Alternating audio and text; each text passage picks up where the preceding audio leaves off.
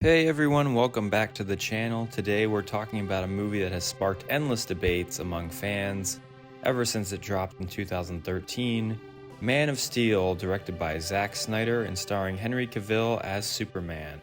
So let's dive in and talk about what makes this movie tick, what works, what doesn't, and why it's such a fascinating and sometimes polarizing piece of superhero cinema.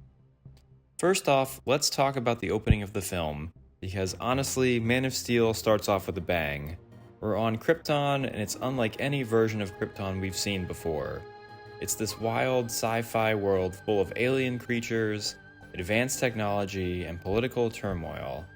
Russell Crowe as Jor-El is awesome here. He brings a kind of gravitas and urgency, and the action is surprisingly intense for what's essentially the prologue of the film. The destruction of Krypton is portrayed as this huge, epic catastrophe, and it sets the tone for the rest of the movie, a tone that's darker, more serious, and definitely more intense than previous Superman films. From there, the movie cuts back and forth in time, showing us glimpses of Clark Kent's childhood and his struggle to fit in on Earth. I think this is one of the strongest aspects of Man of Steel. The scenes of young Clark dealing with his powers, trying to hide them, feeling like an outsider.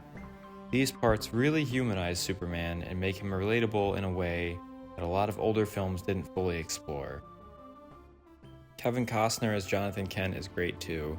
He's calm, wise, and he's trying to teach Clark about responsibility, even though some of his lines are a bit controversial. Like there's that famous scene where Jonathan suggests maybe Clark should have let a bus full of kids drown to protect his secret, and that's always been a big sticking point for fans. Personally, I get what Snyder and the writers were going for. They're trying to show that being Superman isn't easy and sometimes there's no perfect choice.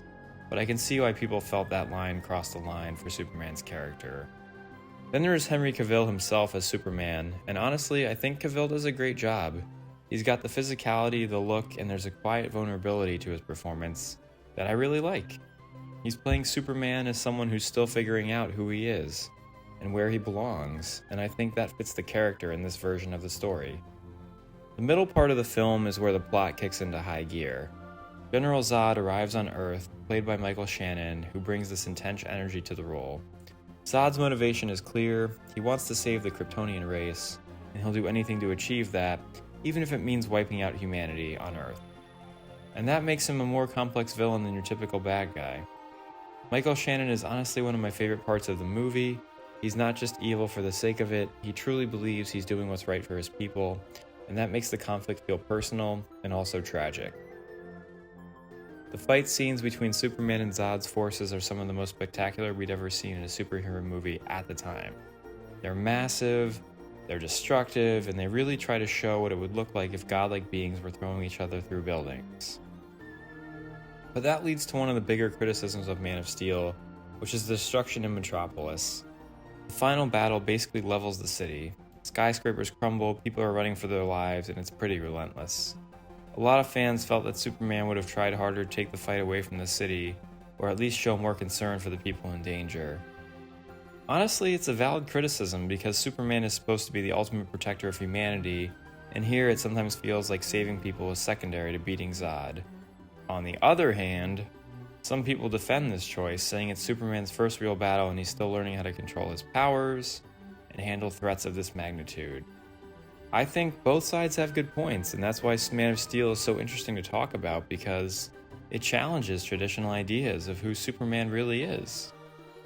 And then of course there's the ending, Superman killing Zod. This is the moment that defined the movie for a lot of people and sparked huge debates. Superman snapping Zod's neck to save that family in the train station is one of the most shocking moments in superhero movie history, because traditionally Superman doesn't kill. The film tries to show how tortured Superman is by this choice, and Henry Cavill sells that emotion really well. You can see it's devastating for him. But again, some fans feel like that's a line Superman should never ever cross, no matter what. Personally, I think the scene works in the context of this story. It's Superman's first big test, and he's forced to make an impossible choice, and it sets up the idea that he'll never want to kill again. Still, I completely understand why it left so many fans divided, because it's such a fundamental change to Superman's character. Now visually, the movie is classic Zack Snyder, with that washed out color palette, lots of slow motion shots, and intense action sequences. And whether you love it or hate it, Snyder's style is definitely distinctive. Hans Zimmer's score is incredible though. That music when Superman takes flight for the first time is honestly goosebump inducing. It's powerful, it's epic, and it helps define this new version of Superman. I did miss the original theme though. I thought they could have worked that in there at least once.